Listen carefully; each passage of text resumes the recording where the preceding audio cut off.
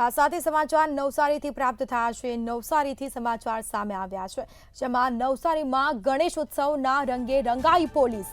તો નવસારીથી સમાચાર સામે આવ્યા છે, જેમાં ચીખલી પોલીસ મથકના ગણેશ વિસર્જન પ્રસંગે પોલીસ ઝૂમી ઉઠી હતી, જેમાં પોલીસ અધિકારીઓ સહિત પોલીસ જવાનો ઉત્સાહભેર જોડાયા હતા અને રંગે ચંગે ઉજવણી કરી હતી।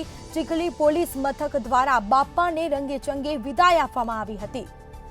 લોકો ઉમટી પડ્યા હતા અને સાથે પોલીસ દ્વારા પણ ઉજવણી કરવામાં આવી હતી। ગણેશ ઉત્સવની રંગે ચંગે ઉજવણી કરવામાં આવી છે।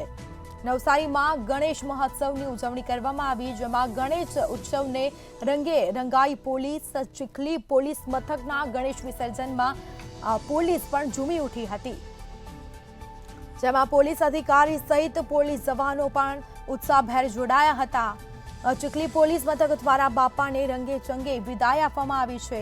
ભક્તો પણ જોડાયા હતા, અબીલ ગુલાલથી લોકોને રંગવામાં આવ્યા હતા।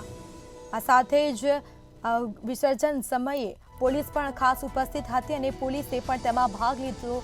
ઉત્સાહભેર ઉજવણીમાં તેઓ જોડાયા હતા, જેના સીધા દ્રશ્યો પણ જોવા મળ્યા છે।